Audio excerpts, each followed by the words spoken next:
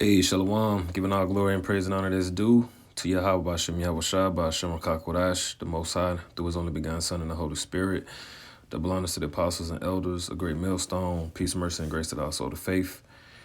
In this lesson, man, I'm going to talk about the golden cup. This image, I took a snapshot as I was watching GMS Chicago, Elder Malcolm. He was doing a lesson, and this was an image that he I guess he found through AI art, and it's pretty much an illustration of the woman, that John saw in Revelation, the 18th chapter. The woman the whore that rideth the beast with the multitude of horns, dressed in purple and the golden cup and a handful of abominations. And I was just kind of inspired to look into, the significance of the golden cup.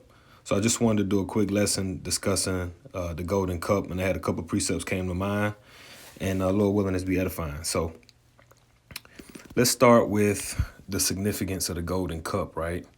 So drinking from a golden cup has been an ancient custom symbolizing wealth, power, and divine favor across various cultures. I'll read that again. Drinking from a golden cup has been an ancient custom symbolizing wealth, power, and divine favor across various cultures. And I'm gonna keep reading, then I'm gonna get this precept. It says, in ancient Egypt, Greece, and Rome, gold drinking vessels were used by royalty and high priests for ceremonial purposes, often as offerings to gods or during sacred rituals. Yeah, I'm going to go ahead and just read the rest of it, then I get the precepts. It says, in the Bible, golden cups are mentioned in connection with both divine and profane uses, such as in the book of Revelation, where Babylon is depicted holding a golden cup filled with abominations. Similarly, Persian and Chinese emperors used gold goblets as a sign of their supreme status. In medieval Europe, gold chalices were and are still used in Christian liturgical ceremonies, particularly in the Eucharist, reinforcing the idea of holiness and sacred tradition. The practice of drinking from golden cups persists in modern times, mainly in royal courts, religious rituals, and luxury settings, which all these bring the precept to mind too, because it talks about royal courts, and the woman was clothed in purple, which is a sign of royalty. What does purple symbolize? Symbolize. Purple has long been associated with royalty, power, and wealth, largely because the dyes used to produce purple fabric were rare and expensive in ancient times. In many cultures, it was reserved for kings, emperors, and high-ranking officials. Beyond wealth, purple also symbolizes mystery, spirituality, and wisdom. Yeah, so when, this is how far out the Most High, when the Most High caused the women in John's vision to be clothed in purple, he was definitely, giving telltale indicators of Babylon the Great and where she would, be. Where she would, what would be her traits in the latter days. She would be the wealthy nation that dwelleth without care. She would be a nation of power, a nation of mystery. Because what does it say in Revelation 17:5? And on her forehead a name was written, Mystery, Babylon the Great, the mother of harlots and of all the abominations of the earth. Now, going back to Revelation 18 and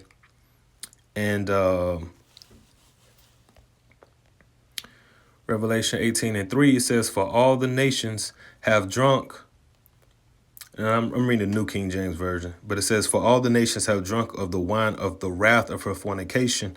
The kings of the earth have committed fornication with her, and the merchants of the earth have become rich through the abundance of her luxury, which that's what you see in this illustration here. These various men in suits and ties, that's how they all meet. Every time you see them, they meet, and they got on the suits and tie, which is all, Esau and his way of, doing business. So you're seeing Chinese leaders and all these ancient, nation states and leaders, and they all dress like this instead of wearing their old ancient garbs.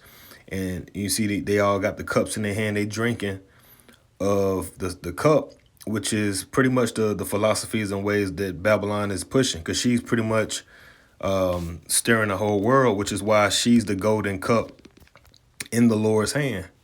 So I'm gonna get that, and I'm gonna jump back. Jeremiah 51:7. Babylon was a golden cup in the Lord's hand, and he's speaking in the past tense. Because the Lord declared it from the beginning. So it's like it already happened. The destruction already happened. The kingdom of heaven has already happened. That's how powerful the Lord is. He's speaking like it already happened. And that's powerful. It says Babylon was a golden cup in the Lord's hand, which the Lord's hand, the hand represents his power. So even as powerful and mighty as Babylon has been, Esau has been with his blessing and the sword, it's still a golden cup in the Lord's hand. It's a powerful a vessel that even the Lord has in his hand. It says that made all the earth drunk, the nations drank her wine, therefore the nations are deranged. Or in the King James Version say the nations are mad. So going back to Revelation 18, because even again, Babylon is a golden cup in the Most High's hand, but in the vision, the whore had a golden cup. So going back to Revelation 18, now I'm gonna jump down to verse 3. For all the nations have drunk of the wine of the wrath of her fornication. The kings of the earth have committed fornication with her, and the merchants of the earth have become rich through the abundance of her luxury. So you got the words abundance, luxury, right? Going back to the golden cups, it symbolizes wealth, power, divine favor, royalty. See, and down here, the practice of drinking from golden cups persists in modern times, mainly in royal courts, religious rituals, and luxury settings. So it's synonymous with luxury. All right, so jumping down, verse 7, in the measure that she glorified herself and lived luxuriously, in the same measure give her torment and sorrow. For she say in her heart, I sit as queen and am no widow and will not see any sorrow.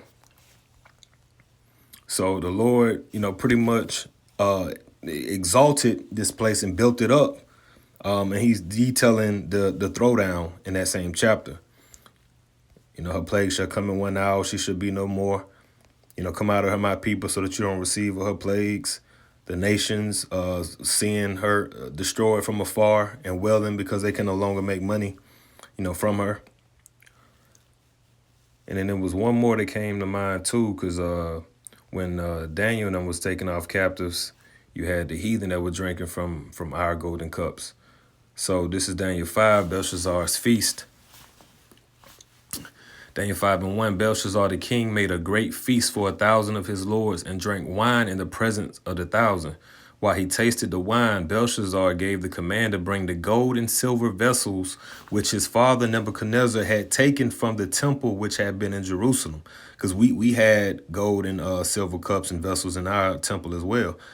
Right? It says that the king and his lords, his wives and his concubines might drink from them.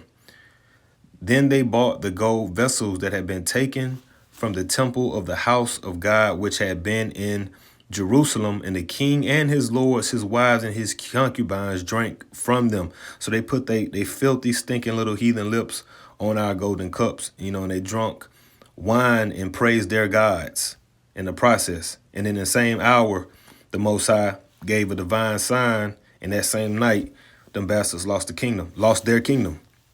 It was handed over to the Medes. So I want to look at that word vessel, because it said gold vessels, which is man, vessel, utensil. Okay, so utensils. Can you imagine that, man? Golden forks, golden cups, golden spoons, gold knife, gold plates, right? So they were drinking from it, having a feast, having a party, having a good old time, and their kingdom was done that night, which reminds me of Job.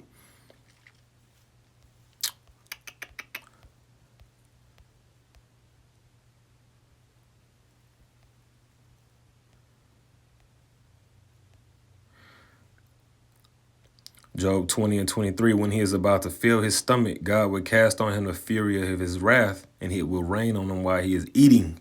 Man, that's damn near what happened to them. They was filling their belly, having a merry old jolly time, and the Lord, messed around and did this. Daniel 5 and 5, in the same hour, the fingers of a man's hand appeared and wrote opposite the lampstand on the plaster of the wall of the king's palace, and the king saw the part of the hand that wrote. Then the king's countenance changed. Like, oh, what's that? And his thoughts troubled him, so that the joints of his hips were loosened and his knees knocked against each other. Sound like he started looking bow-legged, right? The king cried aloud to bring in the astrologers, the Chaldeans, and the soothsayers, right? His wise men, his council. The king spoke, saying to the wise men of Babylon, whoever reads this writing and tells me its interpretation shall be clothed with purple and have a chain of gold. Here we go, purple and gold around his neck, and he shall be the third ruler in the. All right, Salakia, man, phone call. So, that's when he brought in, his people. They didn't know nothing, and they brought in Daniel, and Daniel was able to get a breakdown on it, and it read that many tekel parson, God has numbered your kingdom and finished it. You have been weighed in the balances, found wanting. Your kingdom has been divided and given to the Medes and the Persians, which is, essentially. We in Sirach already. Let's go to the 10th chapter in verse 8. Because of unrighteous dealings, injuries, and riches got by deceit, which is the same thing that happened to them at that time. The kingdom is translated from one people to another. So the kingdom got translated because the Most High ruleth in the kingdom of men. So he ended up taking them down. So that's these devils today. Babylon has been exalted. It's been living luxuriously. It's been a status symbol across the world. Is wealth. It's known for its middle class and the opportunities you can make it here. It's equal, fair. Just telling you what of course we know, but across the world, they think the streets are paved with gold, and it's opportunity, which it is. Not knocking it. It is opportunities here. You can go from poor to wealthy here. There is, especially if you're coming from another nation. There's a lot more benefits to you that unfortunately, a lot of us don't have. We under the curses, but some of us do slip through the cracks and find success in wealth here. But this place was set up, and the Lord is bringing it down. Ecclesiastes 3 says a time to build, a time to throw down.